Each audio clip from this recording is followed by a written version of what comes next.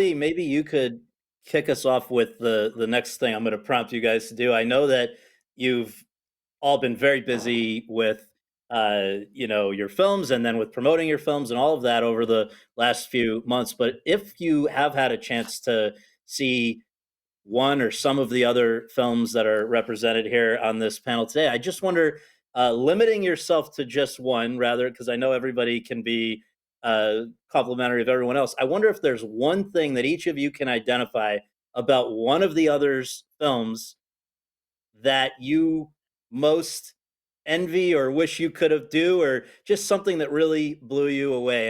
And I'd like to start with you, Lee. I mean, I was watching David's tracking shot there, and the choice he makes when to stop that shot tied to the dialogue. And I thought, wow, that's so brilliant. So, I mean, I envy everything he does. David Fincher does. We were out of track. We were just out of track. You're So out it's of like, track. you got to stop. You have to stop talking about here because you're going to be tripping over sandbags. No, I think that. Oh, sorry. No. Please go ahead, David. Sorry. I think the dogma thing is I wish that I could give myself over. I mean, I love the idea of being able to make a movie with 25 people, and I continually say, okay, this is the one we're going to do with 25 people, and then, of course, it ends up being the Three Ring Circus and all the Condors, and But I am so looking forward to the day I'm going to make a movie on a flip phone, no matter what. I'm not. I'm so tired of semi. But he said it's amazing. Here's another invitation coming out. Yeah, let's go together. Absolutely welcome.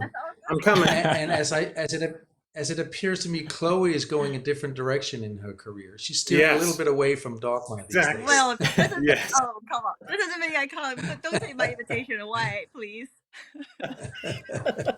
Well, you still have your Marvel dogma movie. Yeah.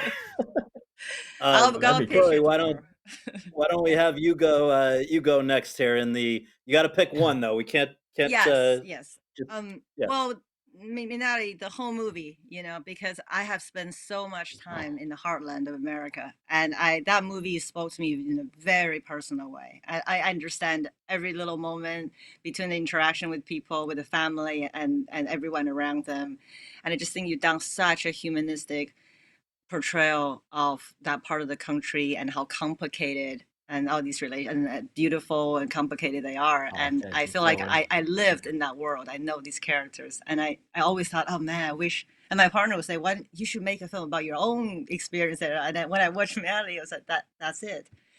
So I really appreciate you made that movie. I think it also shows family friends back home in Asia, just a side of America that they wouldn't otherwise understand. Thank you so much, Chloe. Do you ever think of making a film in China, or like or making something from your own experiences growing up? It's scariest to like dig into your own past, like to talk about. You could do Thor 3 in China. I think Thor 3 is being filmed already. I feel like I would have to think about teenage angst and all that stuff and back home, and it's gonna take another few years. I think I need to mature more to not be afraid to look at myself. So people say, why do you love telling stories about other people? Because it's safer for me to find myself in other people than myself. I don't have that courage yet. So I think it's very brave what you did. Oh, thank you for that. Thanks so much. Let's turn this over to Thomas. You're up. Yeah. Well, we talked about this last time. I think there's something very interesting in the fact that when something becomes very specific, the specificity makes things grand and universal. And since we talked about the specificity of Minari last time, I'll look into Nomadland this time, which is a film that I really admire.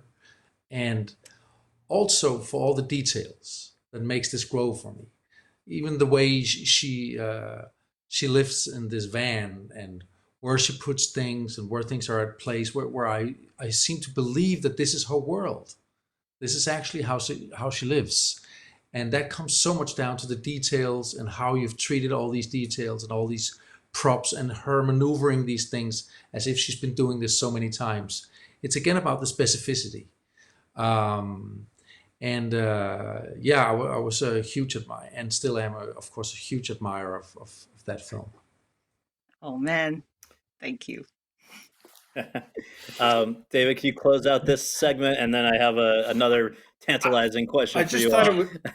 I thought it was amazing the notion of having a pre-production period or rehearsal period to talk about drunkenness, because it really is, it can be generic, and it is not like there. I mean, even within the different personalities, everybody is behaving. The alcohol and the disinhibition behaves, it causes everyone to behave in a different way. And again, specificity, it's one of those things where the I think that there's this common misnomer about the idea of appealing to everyone, and that you have to sort of keep all the edges very smooth, and knock the rough edges off it, and not be too too specific. And I do feel that whatever it is you were doing,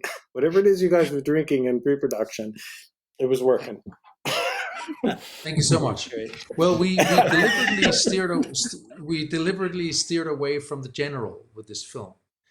Yeah. Tobias and I had to find a different toolbox, because every time we tried to systemize the script and curate it and get the edges off, it was we killed it. And we had to bring it alive. It had to steer in all sorts of different directions, and we had to remain the chaos. And we agreed that this is not a sharp drink. This is a cocktail of a lot of different genres and different kind of characters, of course. And of course, the four guys had to be drunk in different ways as well. Yeah, and it really is. It's the gamut. Yeah.